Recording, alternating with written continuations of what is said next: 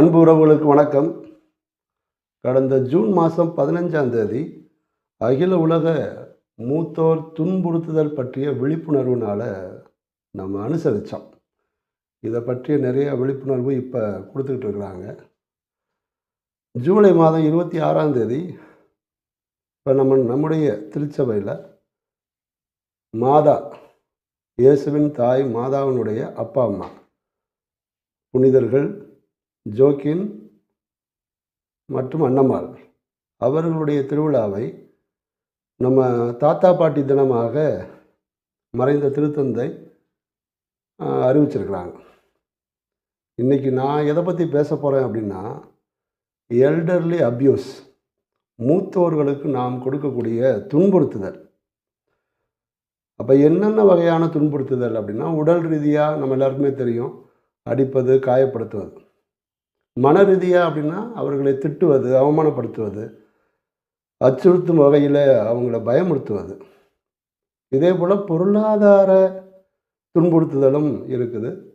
அதுக்கு பார்த்தோம்னா அவங்களுடைய பணத்தையோ வங்கியில் போட்டிருக்கக்கூடிய சேமிப்பையோ எடுக்க சொல்வது, இல்லை அவங்க பேரில் இருக்கிற சொத்தை எழுதி வாங்குவது. இது பொருளாதார சம்பந்தமான துன்புறுத்துதல். கடந்த மாதம் ஒரு 10 நாளைக்கு முன்னாடி ஒரு நிகழ்வை வாசித்தேன். 82 வயதான ஓய்வு பெற்ற ஒரு பள்ளி ஆசிரியை அவங்க சொந்த ஊரில் கணவனை இழந்த பிறகு தனியாக இருக்காங்க. அவங்க மகன் வெளிநாட்டில் இருக்கார்.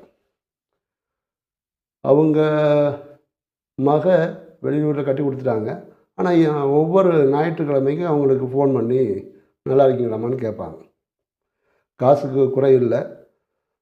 வெளிப்படையாக பார்த்தோம்னா அவங்களுக்கு எல்லா வசதியோடு தனிப்பட்ட முறையில் அவங்களை கவனிக்கிறதுக்கு ஒரு ஆளை சம்பளத்துக்கு போட்டு கூட பார்த்துக்கிட்டாங்க. ஆனால் நாளுக்கு நாள் அந்த அம்மாவனுடைய எடை குறைஞ்சிக்கிட்டே வருது. இதுக்காண்டி பக்கத்து வீட்டுக்காரர் கூட்டிகிட்டு போகிறார். ஏன் உங்களுக்கு உடம்பு குறையுது அப்படின்னு பார்த்து கூட்டிகிட்டு போகும்போது மருத்துவர் கேட்கும்போது அந்த அம்மா ஒன்றுமே சொல்லவே இல்லை.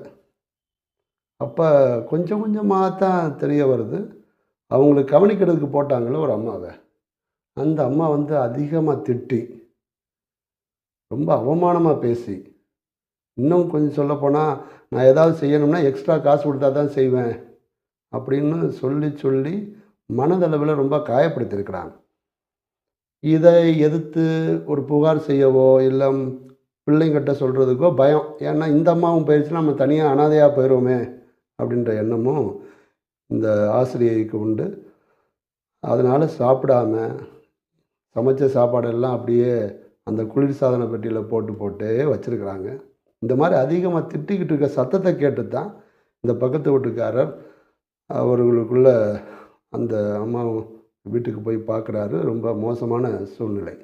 அப்புறம் பிள்ளைங்கள்ட்ட சொல்லி வேறு ஆளை போட்டு பார்த்துறதாக ஒரு செய்தி. இது மனதளவில் துன்புறுத்துவது. இன்னொரு நிகழ்ச்சியும் இது சம்மந்தமாக நிறையா நிகழ்ச்சி நீங்களும் வாசிச்சிருக்கலாம், அனுபவப்பட்டிருக்கலாம். 76 வயதான ஒரு முதியவர் மனைவி இழந்த பிறகு பிள்ளைங்களோடு இருக்கார். ஆனால் ஒவ்வொரு மாதமும் ஒரு தடவையாவது தன்னுடைய மகன் வங்கிக்கு கூட்டிகிட்டு போவார். கூட்டிகிட்டு போயிட்டு லம்பாக நிறைய பணத்தை அவங்க எடுத்துக்கிறாங்கன்னா கையெழுத்து போட்டு எடுக்க சொல்லியிருக்காங்க. அந்த வங்கியில் உள்ள ஊழியர்கள் ஏதாவது கேட்டாங்கன்னா அவங்க மகன்தான் பதில் சொல்வார். இந்த முதியவர் கொஞ்சம் கூட கண் பார்வையை உயர்த்தி கூட அந்த எம்ப்ளாயியை பார்க்க மாட்டாங்க. இதை ரொம்ப நாளாக பார்த்துக்கிட்டே வந்த அந்த வங்கி நிர்வாகம் ஏதோ தவறு நடக்குது அப்படின்னு நினச்சிருக்கிறாங்க. அப்போ ரொம்ப உடம்பு சரியில்லாமல் போய் மருத்துவ பரிசோதனைக்கு போகும்போது தான் தெரியுது, அவன் மகன் அன்றாடமாக பணத்தை எழுதி வை, இல்லைன்னா நான் வேறு மாதிரி நடந்துடுன்னு சொல்லிட்டு அச்சுறுத்தி ஒவ்வொரு மாதமும் நிறைய பணத்தை அவங்க வங்கி கணக்குக்கு மாற்ற சொல்லியிருக்காங்க.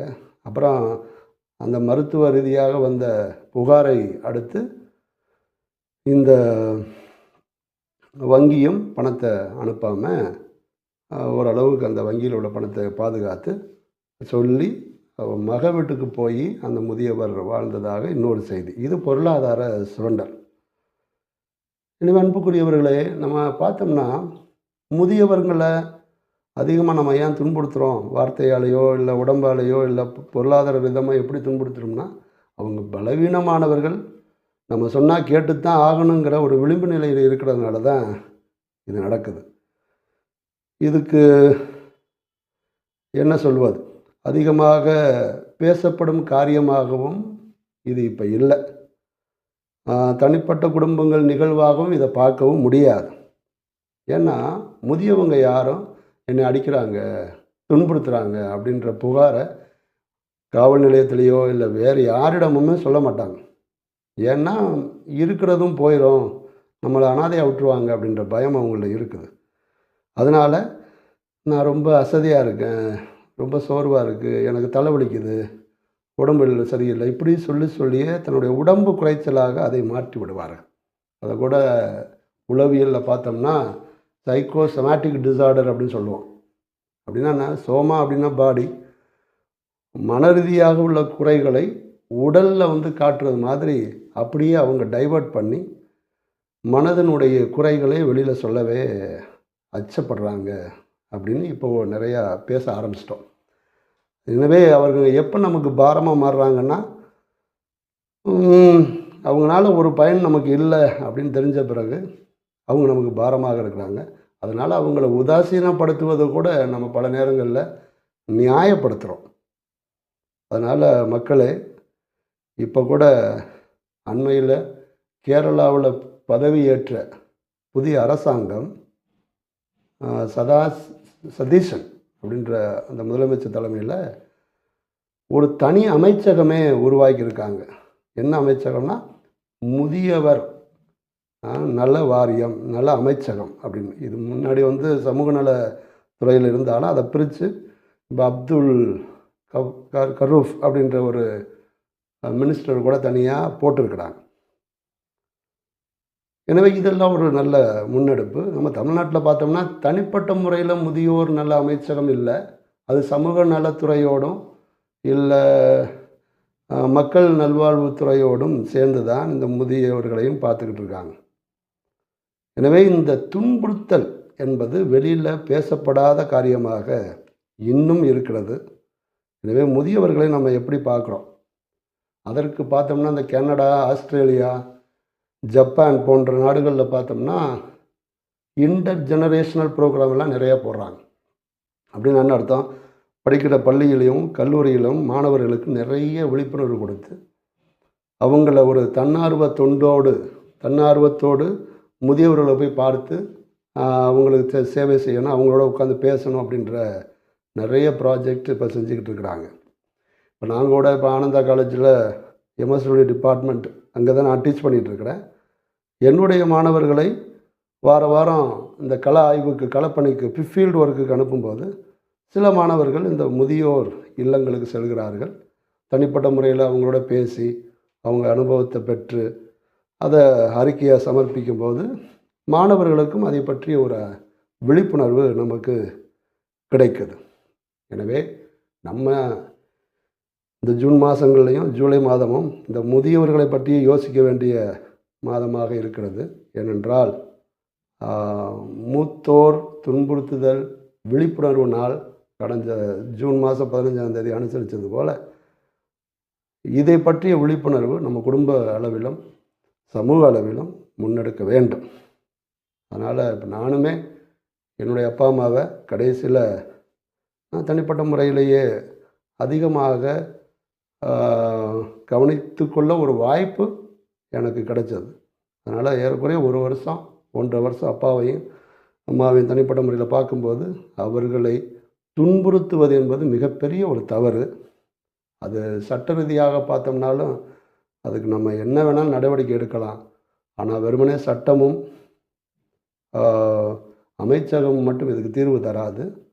நம்முடைய மாணவர்களுக்கும் சின்ன பிள்ளைங்களுக்கும் முதியவர்கள் பற்றிய ஒரு விழிப்புணர்வு, முதியவர்களோடு அவர்களை பேச வைப்பது, விளையாட வைப்பது, கதை கேட்பது, இதெல்லாம் மூத்தவர்களுக்கும் இளைஞர்களுக்கும் உள்ள ஒரு பாலத்தை அமைக்கும் என்று நான் நம்புகிறேன். எனவே இதை ஒரு சின்ன ஒரு விழிப்புணர்வாக இந்த காணொளியில் போட வேண்டும் என்று நினைத்தேன். பார்த்த எல்லாருக்கும் நன்றி. முதியவர்களை நாம் துன்புறுத்தாமல் அவர்களை காப்போம். நன்றி, வணக்கம்.